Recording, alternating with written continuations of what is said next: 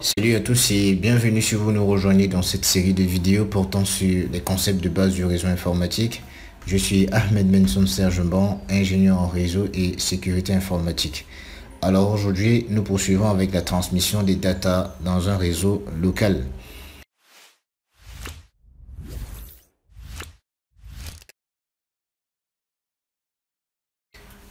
Aujourd'hui, nous parlons du processus de transformation, de transmission, autant pour moi, des data dans un réseau local. Alors, comment est-ce que ça fonctionne?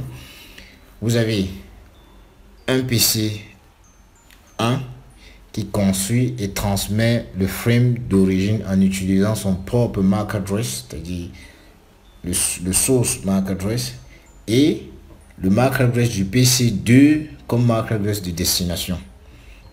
C'est un exemple ici, on va dire un PC 1 qui veut joindre un PC 2.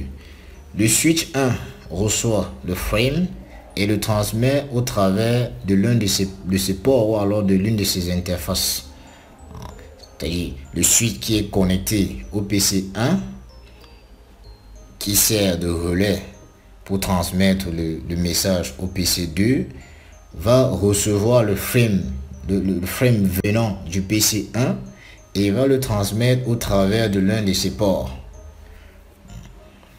Le switch 2 reçoit le frame et le transmet à partir de l'une de ses interfaces ou encore à partir de l'un de ses ports au PC de destination.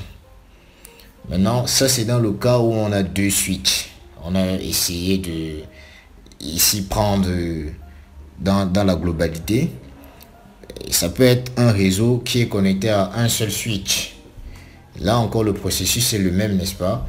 Le PC1 va transmettre au switch. Le switch va récupérer le frame. Il va l'ouvrir et regarder à quelle adresse est-ce que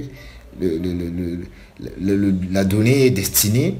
Et puis, il va transmettre cette adresse-là. Il va transmettre cette donnée à cette adresse-là. C'est vrai qu'il y a d'autres procédés un peu comme je parlais dernièrement du app qui est envoyé à tous les équipements.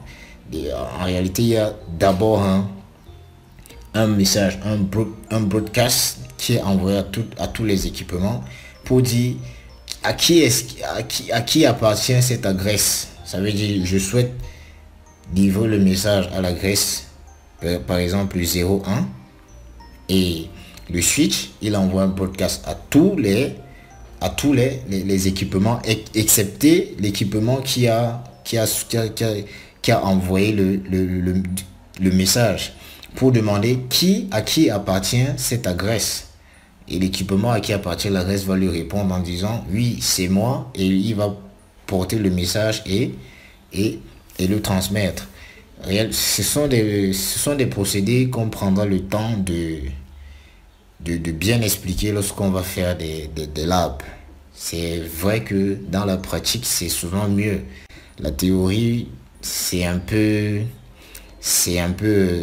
à visage couvert, mais c'est important pour avoir les notions et les expressions aussi du réseau. Le PC2 reçoit le frame et reconnaît le MAC address de destination comme étant le sien et il processe le frame.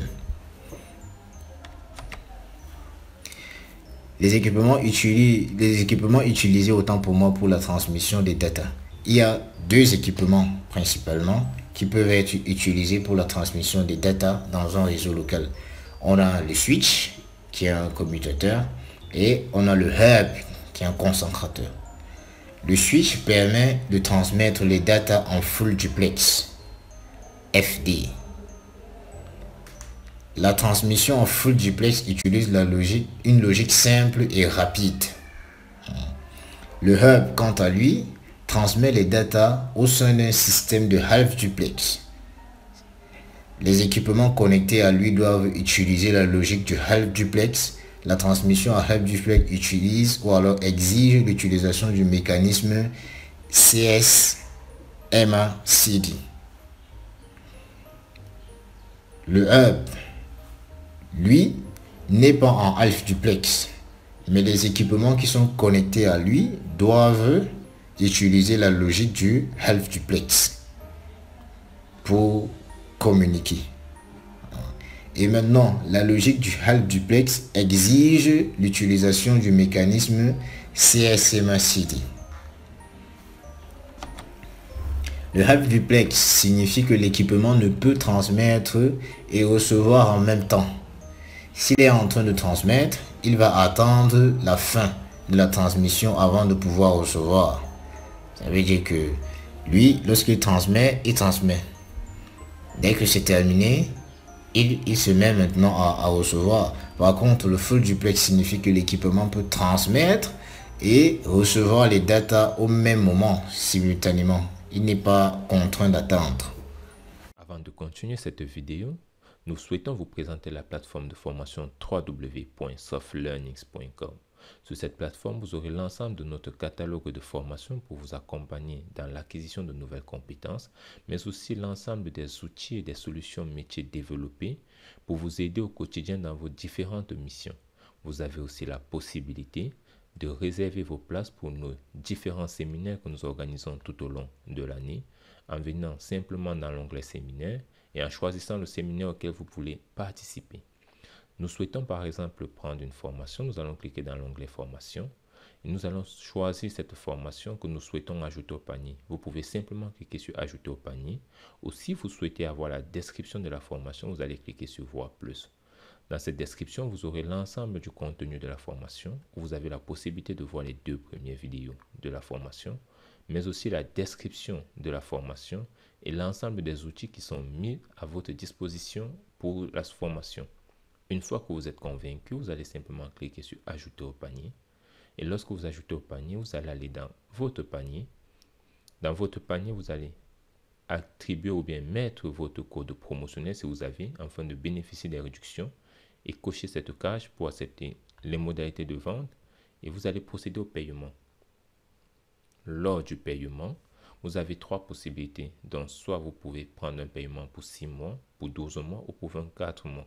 En fonction de celui que vous allez choisir, vous pouvez choisir pour 12 mois ou pour 6 mois. Ça dépendra de vous. Au niveau des paiements, vous avez un paiement par carte bancaire si vous possédez une carte bancaire. Et au cas où vous n'avez pas de carte bancaire, vous pouvez payer par mobile money. Et si vous souhaitez bénéficier de 20% de réduction sur tous les achats que vous allez faire sur la plateforme, vous allez simplement payer par des softcoins.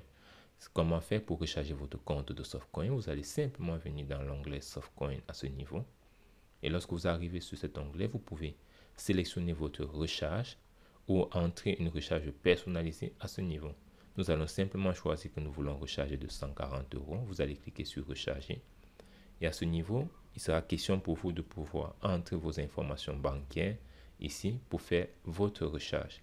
Une fois que la recharge est faite, vous allez revenir dans votre compte pour voir où se situe le reliquat ou bien votre compte de coins. C'est dans votre compte personnel, mes coins. Et vous avez l'ensemble des coins qui vous est attribué ou bien que vous avez acheté. Vous pouvez maintenant payer vos formations avec cela.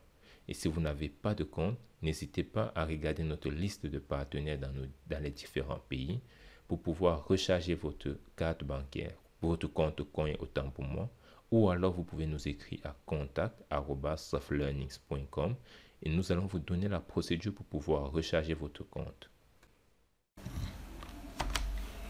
Les switches modernes transmettent les datas en full duplex. Ils peuvent transmettre les datas en utilisant plusieurs types de câbles. Ça peut être un 10 base T, 100 base T ou alors 1000 base T. Si vous vous souvenez, on a évoqué ces câbles dernièrement. Et chacun de ces types de câbles transmet à des vitesses spécifiques. Le 10 base T par exemple, c'est 10 MB par seconde. 100 base T, 100 MB par seconde. Et ainsi de suite. Indépendamment de la vitesse, tous ces câbles peuvent transmettre en full duplex. Ça veut dire, quel que soit le type de câble, lorsqu'on a affaire à un switch, il va transmettre en full duplex. Une illustration.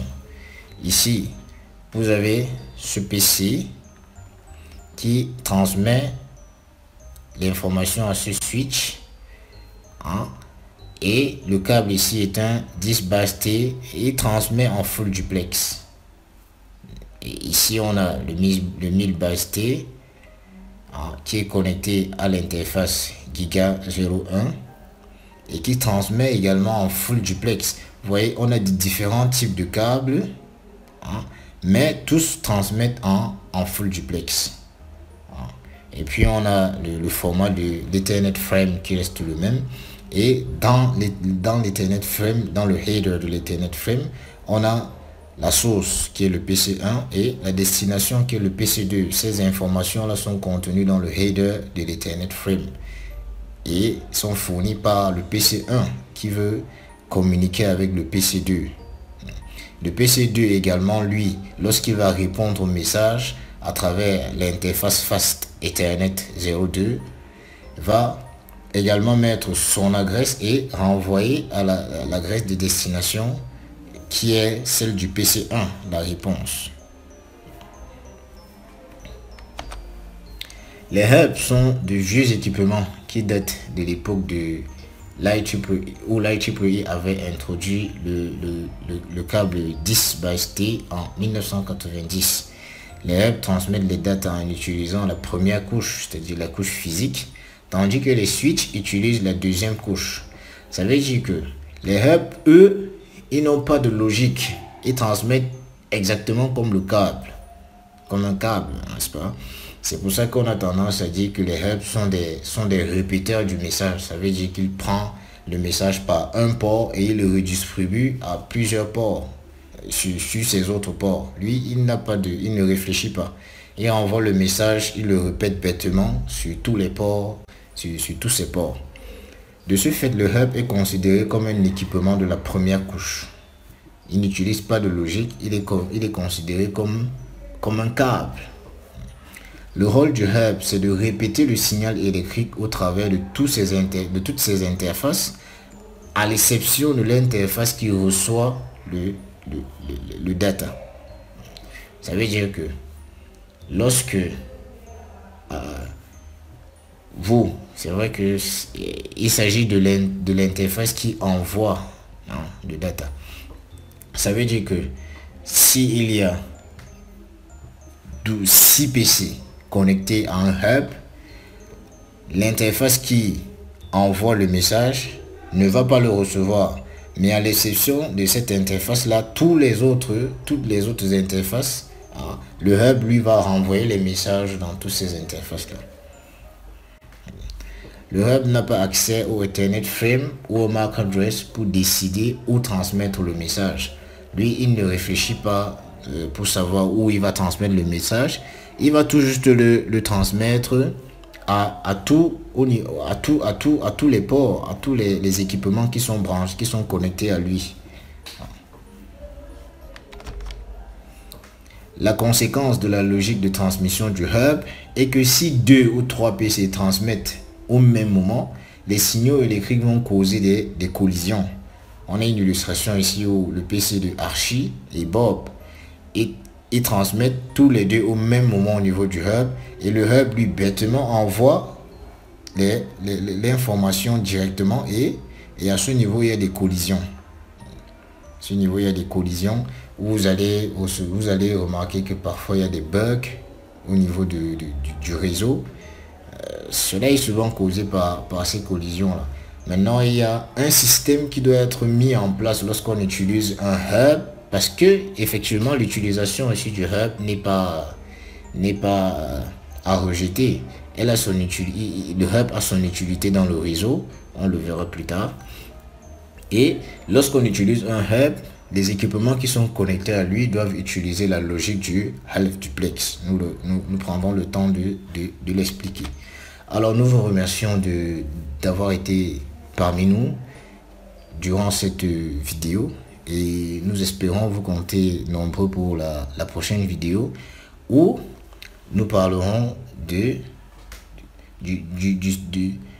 la résolution du problème de collision en utilisant la logique du half duplex, et nous clôturerons la leçon sur la transmission des data dans un réseau local. À la prochaine vidéo et bien de choses à vous en attendant. Si vous avez aimé la vidéo, un like nous fera plaisir, des partages nous encourageront énormément et surtout, vos appréciations et vos avis dans les commentaires nous permettront de nous améliorer. En attendant, nous vous donnons rendez-vous dans la prochaine vidéo.